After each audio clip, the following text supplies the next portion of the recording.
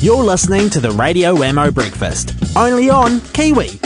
All right, let's talk politics now with the leader of the Labour Party. It's Phil Goff this morning. Good morning to you, Phil. Good morning, Wammo. Well, a big old speech last week. You managed to certainly stir the pot, but you've come under a bit of criticism for your speech to the Grey Power meeting last week. You've been accused of playing the race card. Yeah, well, I totally reject that. I've never played the race card, never will. The issue is far too important to be for it to be misused in that way.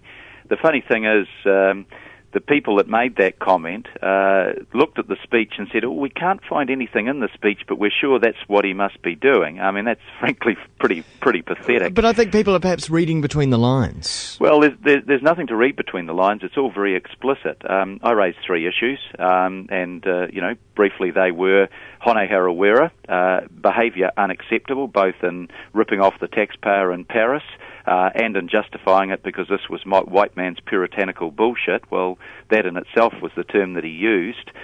Secondly, the emissions trading scheme, a shabby deal between the national government and the Maori Party to buy the Maori Party vote for something that will be environmentally and economically disastrous for New Zealand. An emissions trading scheme that defeats the purpose of having one by taking the burden off the polluters and putting it onto the taxpayer, and buying off 5 iwi and corporations for $1.75 billion when the legal opinion said no obligations were breached, no bad faith was shown. So what is the compensation for?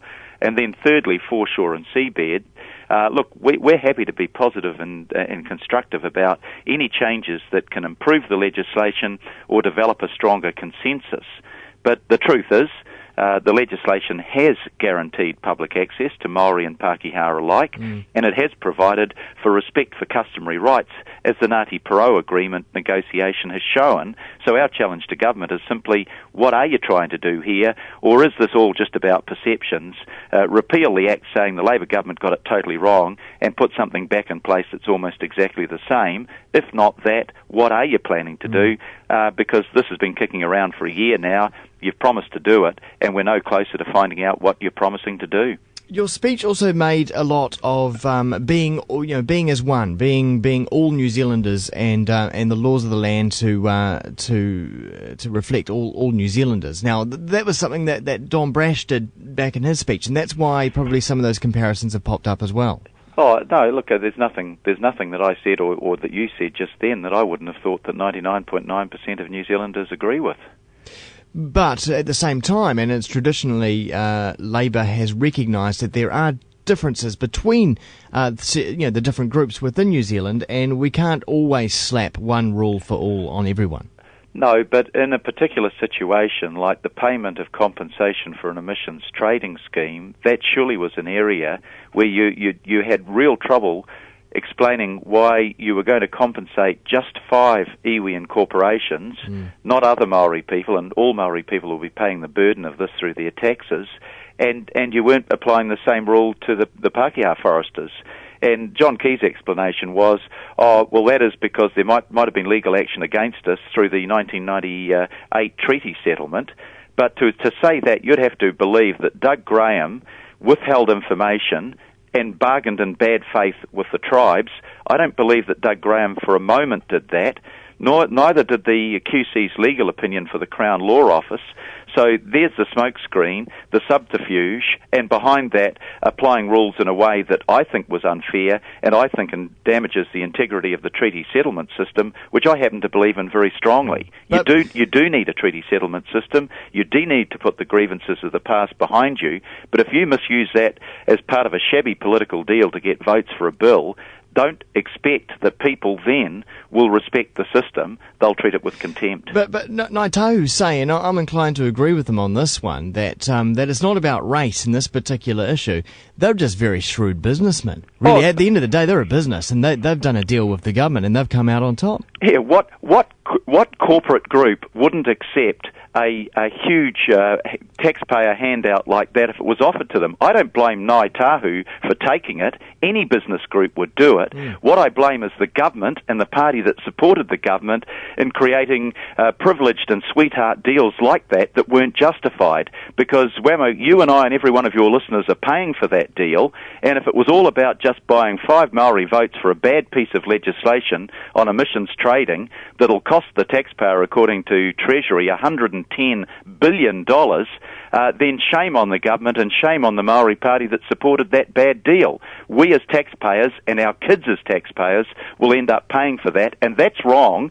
And, I don't care what the Maori Party says, they've got to start getting some maturity, and instead of saying every time they're criticised for their shortcomings, oh, that's just racially based, they've got to front up and argue the substance of the case and not hide behind this protection of saying, oh, that's just playing the race card. It's not playing the race card, it's debating the substance of the issue. They should front up and justify why they did a total turnaround in the position they originally set out, that this was too weak and would harm their people, to actually supporting it. That's what they have to justify.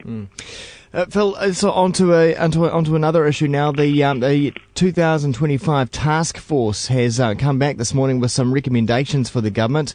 One of those being to liquidate the Cullen Fund so that we can pay for some of the debt that we've got into recently, and also a one rate tax for everyone as well, set around 20 to 25 cents in the dollar. What do you make of some of these recommendations? Have you heard them before? Yeah, we heard them before. We heard them right through from the late 80s through the 90s. Look, you set up a task force headed by Don Brash, and surprise, surprise, he comes out with recommendations which are the same things that he's been saying every year for the last 20 years, which raises the obvious question, well, why did the government set up the task force headed by Don Brash if they then claim that they're against what is being proposed? Look, the Brash Task Force, to get to the 20-25 cents, you've got to slash $8 billion a year out of government spending. There are 3 big areas of government spending: health, education and superannuation. Therefore, you've got to take the axe to those things. What does the government really think? Well, actually, the truth is National and Opposition opposed working for families. It opposed interest-free student loans. It opposed early childhood education, 23 hours. But the fact is they promised at the last election that they wouldn't change them. Now, are we seeing a straw man set up here? Get Brash to come out and say something really outrageous, totally off the board, say, look, we're not going to do anything that bad, but then say, but we are going to do these things. Look, they're not as bad as what the Brash Committee was recommending. You've got to wonder whether Brash was simply the stalking horse for what the government's actual agenda is. What about this motivation to catch up with Australia? I mean, is that what life's about in New Zealand? Do we want to catch up with Australia? Is that the point of why we're here? Well, the point of why we're here is to try to get a better environment, better living standards, full employment, decent social services. In a sense, what's happening in Australia is only incidental to that.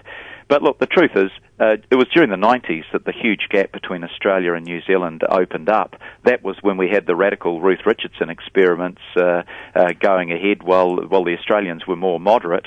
It was during the 21st century that we actually saw some closing of the gaps. Under the Labor government, the gap did close with Australia. New Zealand had higher than the average growth rate for the OECD, and we know what the prescription for a better future is. It's about innovation, it's about research and development, it's about more skills, it's about opening up markets. All of this other stuff about asset sales and flat taxes, that'll benefit the rich, but it'll harm the people at the bottom of the heap, and it'll harm the people in the middle as well. It's a total red herring. Let's focus on what we as a country need to do better and more of, and not these ideological prescriptions that are really self-serving. Phil Goff, leader of the Labour Party, thanks very much for your time. Thanks, Wammo. Cheers. Catch you again, mate. It's now 4 minutes away from 9. Track now from Tourette's. This is called I Think